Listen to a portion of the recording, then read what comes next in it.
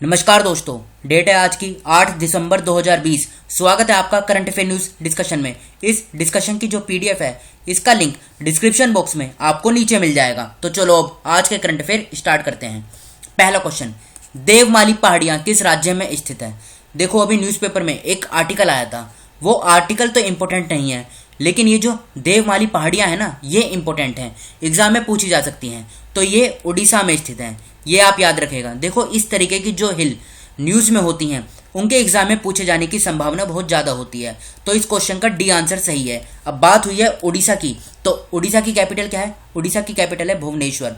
मुख्यमंत्री की बात करें तो मुख्यमंत्री हैं नवीन पटनायक। गणेशी लाल हैं राज्यपाल उड़ीसा के। पश्चिम बंगाल, झारखंड, छत्तीसगढ़, आंध्र प्रदेश, 4 राज्यों के साथ सीमा लगती है उड़ीसा की। 30 जिले हैं, लोकसभा की 21 सीटें, राज्यसभा की 10, विधानसभा की 147 सीटें हैं। हाईकोर्ट की बात करें, कटक में इसकी हाईकोर्ट है और मुख्य न्यायाधीश हैं मोहम्मद रफीक। किस रेलवे स्टेशन का नाम अब मां बाराही देवी धाम होगा? तो देखो, अभी हाल ही में दांदोपुर रेलवे स्टेशन का नाम अब मां बाराही देवी धाम होगा।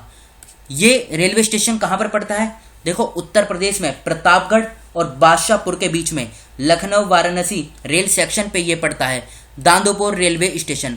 उत्तर प्रदेश के मुख्यमंत्री योगी आदित्यनाथ ने ये उन्होंने अपना पक्ष रखा था कि इसका नाम चेंज कर दिया जाए, और अब केंद्र सरकार ने अपनी कंसेंट दे दी है इसको चेंज करने के लिए। अब चेंज क्यों किया जाएगा नाम इसका? देखो, ये जो माँ बाराही देवी धाम ये टेम्पल है ना, ये दांदोपुर रेलवे स्टेशन से 6 किलोमीटर दूर है। तो अब इसका नाम चेंज कर दिया जाएगा। तो इस क्वेश्चन का बी आंसर सही है। बढ़ते हैं अगले क्वेश्चन की तरफ। मोबाइल मेडिकल वैन कहाँ शुरू हुई है? तो ये मोबाइल मेडिकल वैन ये शुरू हुई है कहाँ पर? महाराष्ट्र में। अब इसमें क्या है, महाराष्ट्र के जो गवर्नर हैं भगत सिंह कोश्यारी, उन्होंने इसको झंडी दिखाई।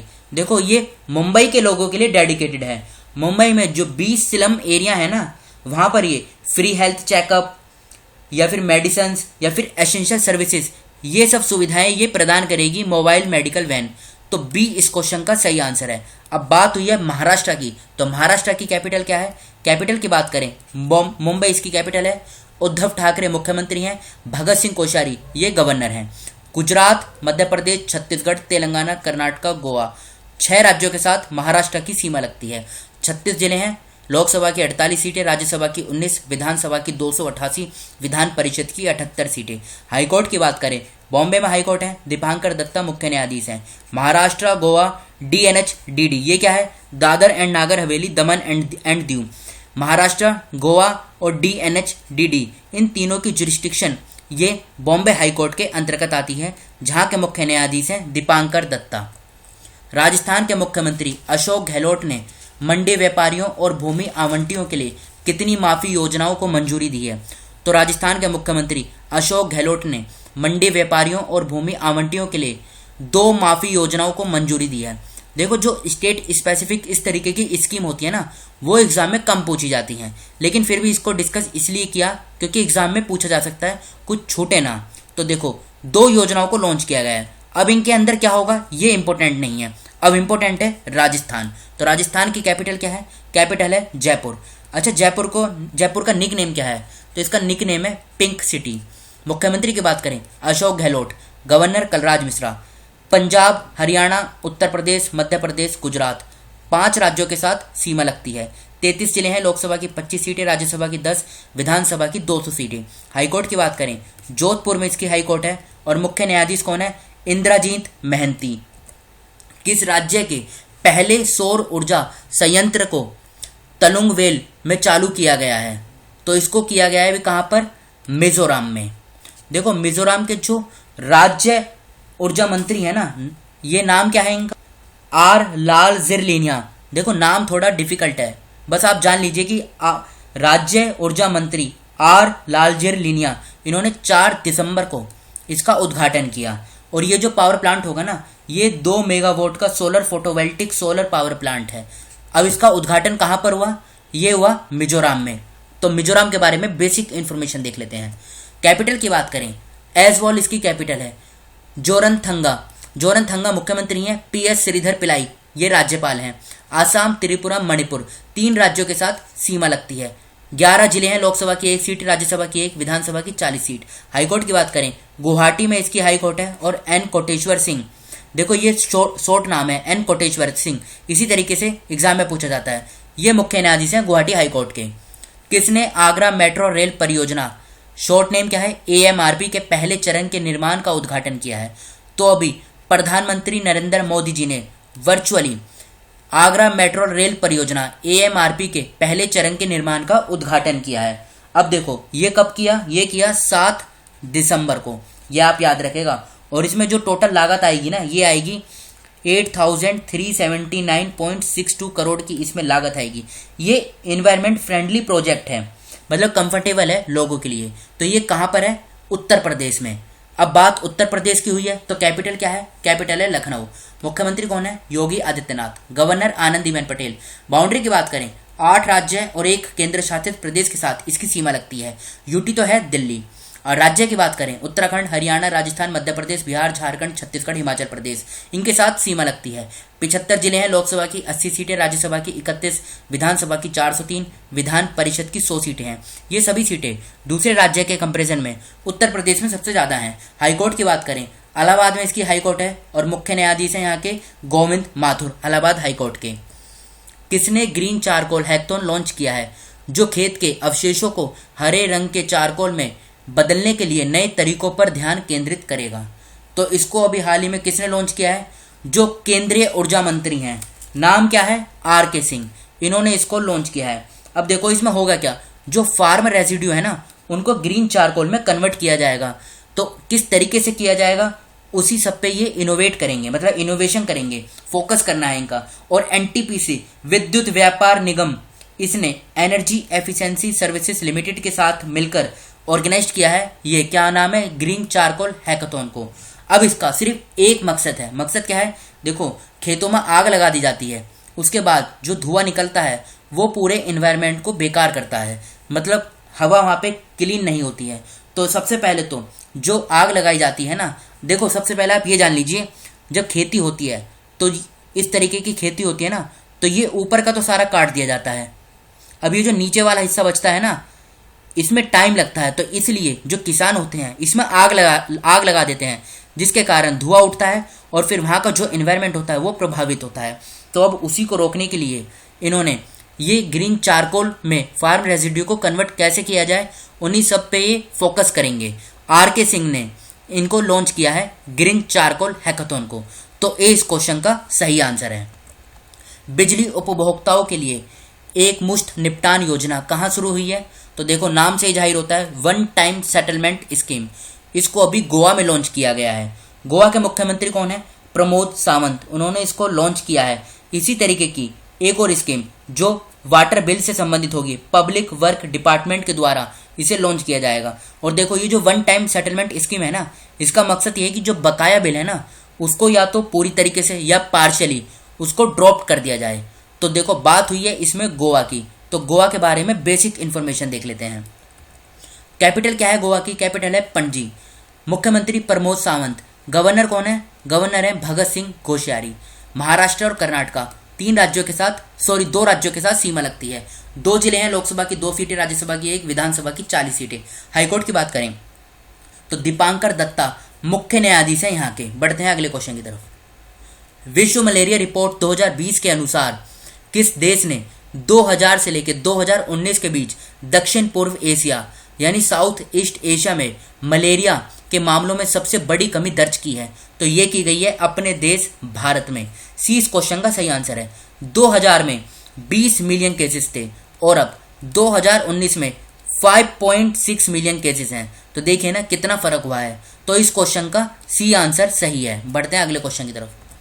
भारतीय सशस्त्र सेना झंडा दिवस कब मनाया जाता है? तो देखो ये हर साल 7 दिसंबर को मनाया जाता है। तो याद रखेगा डी इस क्वेश्चन का सही आंसर है। अब बात करें दूसरे ऑप्शन की, 1 दिसंबर को वर्ल्ड एड्स डे ये बनाया जाता है। 3 दिसंबर को क्या बनाया जाता है, इंटरनेशनल डिसएबिलिटी डे, ये 3 दिसंबर को बनाया जाता है। अच्छा ये बताइए 4 दिसंबर को क्या बनाया जाता है? तो इंडियन नेवी डे, ये 4 दिसंबर को बनाया जाता है। 5 दिसंबर को वर्ल्ड सोइल डे और क्या बनाया जाता है, इंटरनेशनल वॉलंटियर डे, ये दोनों दिवस 5 दिसंबर को मनाए जाते हैं। और ये Indian armed forces flag day, ये हर साल 7 दिसंबर को मनाया जाता है। एथलेटिक्स फेडरेशन ऑफ इंडिया के मुख्य कोच कौन बनाए गए हैं? तो देखो बहादुर सिंह, इससे पहले कौन थे? हेड कोच थे। जुलाई में इन्होंने इस्तीफा दे दिया। उसके बाद राधा कृष्णा नायर, ये एक्टिंग चार्ज लिया हुआ था इन्होंने, और अब इनको निश्चित काल के लिए एथलेटिक्स फेडरेशन ऑफ इंडिया का हेड कोच बना दिया गया है। तो ए इस क्वेश्चन का सही आंसर है, याद रखेगा, इंपॉर्टेंट है। अब बात करें एथलेटिक्स फेडरेशन ऑफ इंडिया की, तो इसका गठन कब किया गया था? गठन किया गया था 1946 में। हेडक्वार्टर की बात करें तो नई दिल्ली में इसका हेडक्वार्टर है। तो ए इस क्वेश्चन का सही आंसर है। किसने Sanjay centre for special children Porvorim में ध्यान वर्धिनी दिव्यांग ट्रेनिंग कॉलेज का उद्घाटन किया है? बताइए। तो ये किया है अभी किसने? जो गोवा के मुख्यमंत्री हैं प्रमोद सावंत, याद रखेगा, बी इस क्वेश्चन का सही आंसर है। गोवा के मुख्यमंत्री प्रमोद सावंत ने ये स्पेशल चिल्ड्रन पोरवोरिम में ध्यान वर्धिनी दिव्यांग ट्रेनिंग कॉलेज का उद्घाटन किया है। तो देखो बी इस क्वेश्चन का सही आंसर है। इसमें बस इतना ही जान लीजिए कि उद्घाटन इन्होंने किया है। अब इसमें होगा क्या? देखो उद्घाटन तो 4 दिसंबर को किया है, तो इसमें ना जो दिव्यांग लोग हैं ना उनको बीएड की डिग्री दी जाएगी। बीएड का पूरा नाम क्या होता है? Bachelor of education. और ये जो पूरा कैंपेन है ना, ये 10 दिन का चलाया गया था गवर्नमेंट सरकार के द्वारा, जिसमें 12 तालुकों में चलाया गया था सेंट्रल गवर्नमेंट के साथ मिलकर। तो इस क्वेश्चन का सिर्फ आप ये याद रखिएगा कि ये प्रमोद सावंत ने इसका उद्घाटन किया है। बढ़ते हैं अगले क्वेश्चन की तरफ। 40 years with Abdul Kalam untold stories पुस्तक का विमोचन किसने किया है? तो ये किया है हमारे जो वाइस प्रेसिडेंट है वेंकैया नायडू ने। डी इस क्वेश्चन का सही आंसर है। और इस बुक को किसके द्वारा लिखा गया था? डॉक्टर सेवाथानु पिल्लाई, इनके द्वारा इस बुक को लिखा गया था। और लॉन्च किसने किया है? वेंकैया नायडू ने। तो डी इस क्वेश्चन का सही आंसर है। बढ़ते हैं अगले क्वेश्चन की तरफ। नई दिल्ली में संसद भवन के लिए कौन नींव रखेंगे और भूमि पूजन करेंगे? तो ये करेंगे प्रधानमंत्री नरेंद्र मोदी जी। ए इस क्वेश्चन का सही आंसर है। देखो अब ये जो नई बिल्डिंग बनाई जाएगी ना पार्लियामेंट की, इसमें जो कैपेसिटी होगी बैठने की, लोकसभा मेंबर के लिए कितनी होगी? 888, और राज्यसभा मेंबर के लिए कितनी होगी? 384। ये आप याद रखेगा। अच्छा ये बताइए, एक कॉमन बेसिक क्वेश्चन पूछता हूँ। लोकसभा में और इधर राज्यसभा में, इधर होते हैं स्पीकर फिर डेप्यूटी स्पीकर, राज्यसभा में होते हैं चेयरमैन और डेप्यूटी चेयरमैन। जब कोई बिल पे गतिरोध आता है, मतलब वो बिल पास नहीं हो पाता, फिर जॉइंट सिटिंग होती है। अब इस जॉइंट सिटिंग को तो प्रेसाइड करते हैं स्पीकर। अगर ये नहीं है, मतलब इनका ऑफिस वैकेंट है, फिर करते हैं डेप्यूटी स्पीकर। अगर ये भी नहीं है, इनका भी ऑफिस वैकेंट है, तो फिर कौन इस जॉइंट सिटिंग को प्रेसाइड करेगा? तो ये क्वेश्चन आप कमेंट बॉक्स में बताइएगा कि जॉइंट सिटिंग को इन दोनों के बाद कौन, मतलब इसकी अध्यक्षता लेगा, कौन इसको प्रिसाइड करेगा। अब बढ़ते हैं अगले क्वेश्चन की तरफ। मुंबई नागपुर समृद्धि एक्सप्रेसवे कितने जिलों से होकर गुजरेगा? तो ये टोटल 10 जिलों से होकर गुजरेगा। अब इसमें इंपॉर्टेंट बात क्या है? देखो इंपॉर्टेंट बात ये है कि पहले एक समय लगता था 18 घंटे मुंबई और नागपुर के बीच में, और जब ये एक्सप्रेसवे बन जाएगा तो 8 घंटे में उस दूरी को तय कर लिया जाएगा। टोटल लागत आएगी 5500 करोड़ रुपए की, और ये 8 लेन का प्रोजेक्ट है। लंबाई है इसकी 701 किलोमीटर। याद रखेगा, बी इस क्वेश्चन का सही आंसर है। कौन सा राज्य 2 करोड़ से अधिक परीक्षण करने वाला देश का पहला राज्य बन गया है? तो ये बन गया है अपना उत्तर प्रदेश। सी इस क्वेश्चन का सही आंसर है। देखो डाटा याद रखने की जरूरत नहीं है, बस आप ये याद रखिएगा कि उत्तर प्रदेश ने किया है। ये 2 करोड़ से ज़्यादा टेस्ट किए हैं इन्होंने, और ये पहला राज्य बन गया है। अब बढ़ते हैं अगले क्वेश्चन की तरफ। अब देखो ये 2 रिवीजन क्वेश्चन है, रिवीजन क्वेश्चन देख लेते हैं। कल हमने इसको डिस्कस किया। लगभग 80 देशों के राजदूतों और उच्चायुक्तों का एक समूह किस शहर का दौरा करेगा? तो ये करेगा हैदराबाद का। सी इस क्वेश्चन का सही आंसर है। जो डेवलपमेंट एक्टिविटीज है ना, उनके बारे में ये पूरी जानकारी जुटाएंगे। किसने स्मगलिंग इन इंडिया रिपोर्ट 2019-20 जारी की? तो ये की फाइनेंस मिनिस्टर निर्मला सीतारमन ने। ये इस क्वेश्चन का सही आंसर है। तो ये था हमारी आज के डिस्कशन का लास्ट क्वेश्चन। जो स्टूडेंट फर्स्ट टाइम चैनल पर विजिट कर रहे हैं वो इस चैनल को सब्सक्राइब कर लीजिए, जिससे नई वीडियो अपलोड होती है उसका नोटिफिकेशन सबसे पहले आपको मिल सके। तो फिलहाल इस डिस्कशन में इतना ही। Thank you.